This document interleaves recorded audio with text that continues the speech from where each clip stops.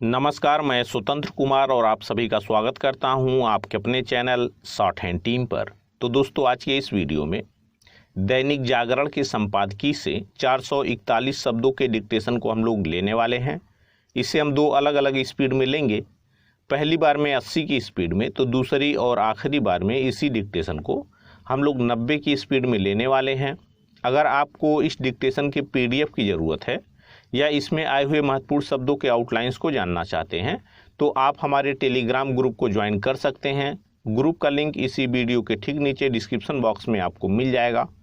तो 80 की स्पीड में आपका डिक्टेशन स्टार्ट होगा 5 सेकेंड के बाद। तब तक के लिए आप रेडी रहें।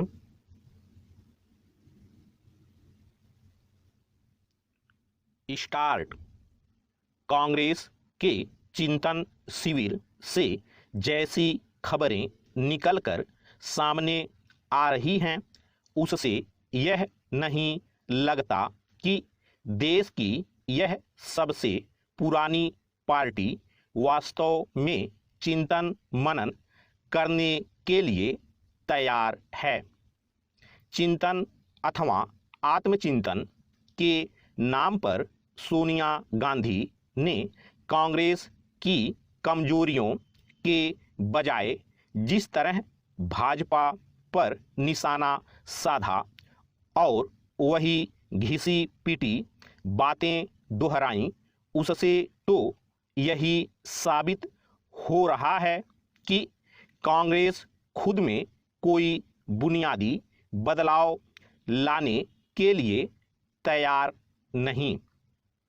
इसका संकेत इससे मिलता है कि कांग्रेस ने यह तो तय किया कि एक परिवार के एक व्यक्ति को ही टिकट दिया जाएगा, लेकिन इसी के साथ इस नियम से गांधी परिवार को बाहर रखने की वकालत भी कर दी। यदि यह सच है तो किसी मजाक से कम नहीं। इसका सीधा अर्थ है कि गांधी परिवार पार्टी से अपनी पकड़ ढीली करने के लिए तैयार नहीं।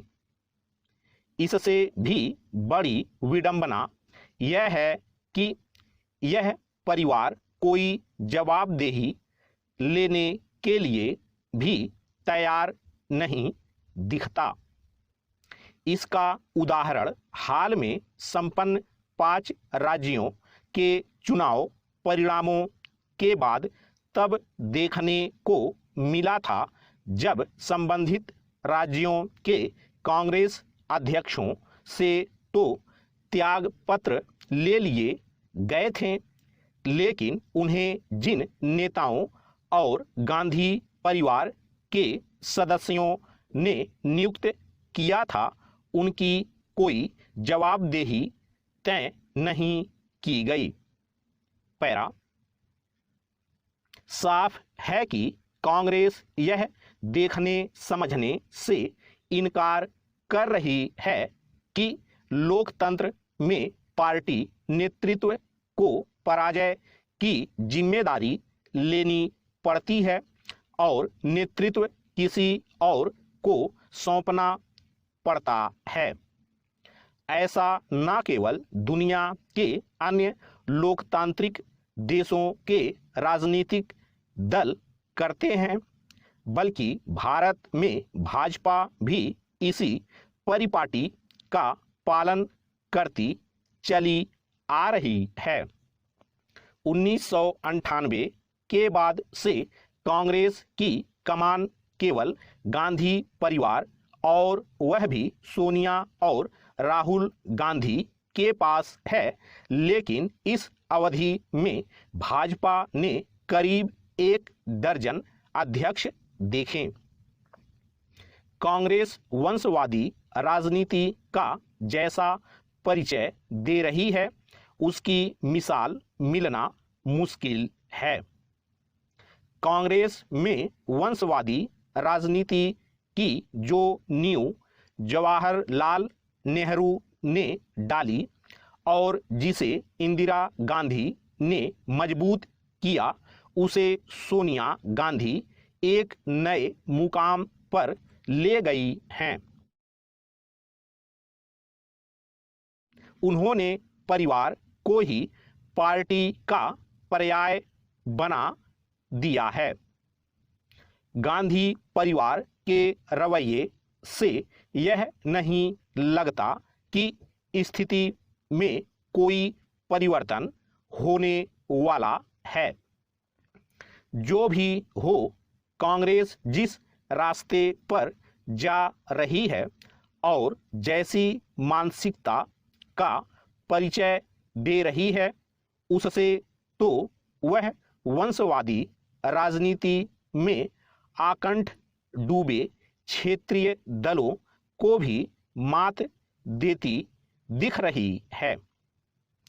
कांग्रेस ने जैसा रुख रवैया अपना लिया है और सुधार के नाम पर दिखावटी बदलाव किए जा रहे हैं, उन्हें देखते हुए यह नहीं लगता कि वह भाजपा को चुनौती देने की स्थिति में आ पाएगी।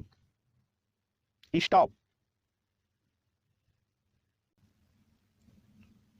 दोस्तों, इसी डिक्टेशन को दूसरी बार में हम लोग 90 की स्पीड में लेंगे और आपका समय स्टार्ट होगा 5 सेकंड के बाद। तब तक के लिए आप रेडी रहें।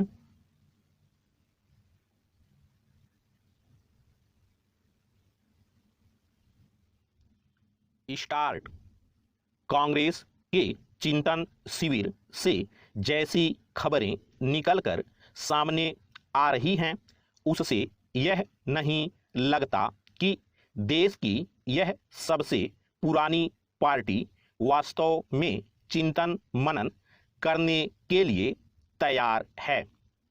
चिंतन अथवा आत्मचिंतन के नाम पर सोनिया गांधी ने कांग्रेस की कमजोरियों के बजाय जिस तरह भाजपा पर निशाना साधा और वही घिसी पीटी बातें दोहराई, उससे तो यही साबित हो रहा है कि कांग्रेस खुद में कोई बुनियादी बदलाव लाने के लिए तैयार नहीं।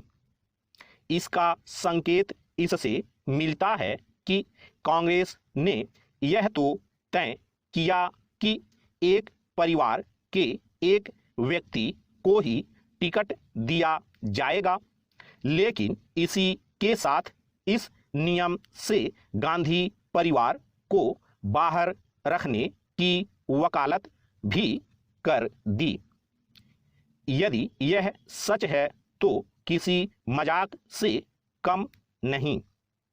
इसका सीधा अर्थ है कि गांधी परिवार पार्टी से अपनी पकड़ ढीली करने के लिए तैयार नहीं। इससे भी बड़ी विडंबना यह है कि यह परिवार कोई जवाबदेही लेने के लिए भी तैयार नहीं दिखता।